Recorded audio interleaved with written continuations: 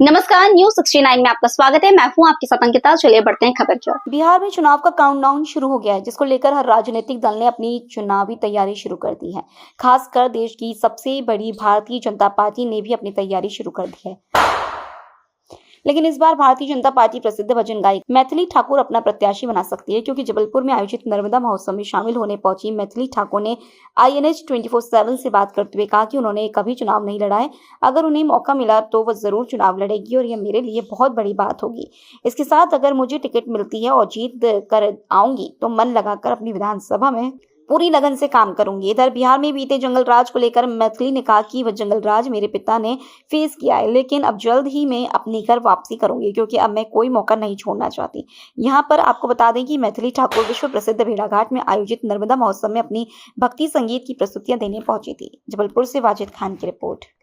चल रही है, वहाँ की राजनीतिक परिस्थिति क्या है? क्या मैथिली यदि चुनाव लड़ती है तो उसका राजनीतिक फायदा मिलेगा?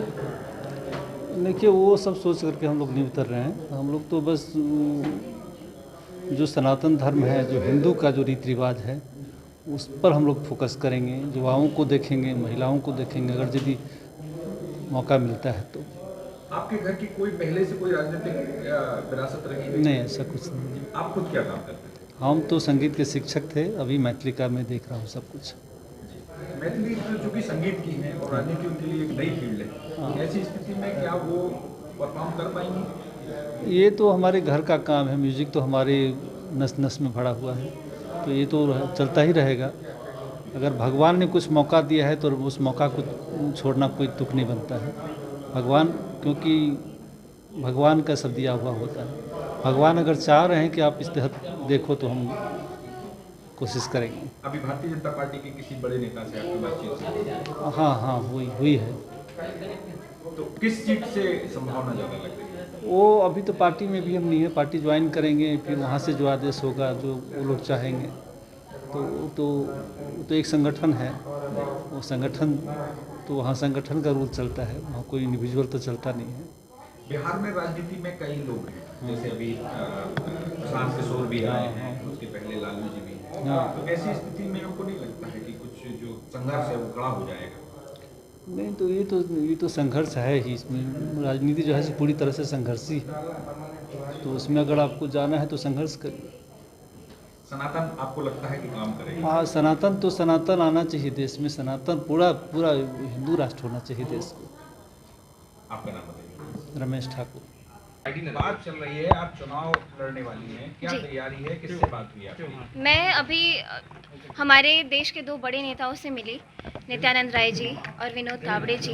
मैं पटना बिहार में उनसे मिली, और जिस तरीके से फ़ोटो और कैप्शन के साथ उन्होंने शेयर किया, तो ये मेरे लिए भी बहुत मतलब हमारे परिवार में सब बहुत खुश थे कि मुझे उस हिसाब से देखा जा रहा है, और मैं बहुत एक्साइटेड हूँ इस नई जर्नी के लिए।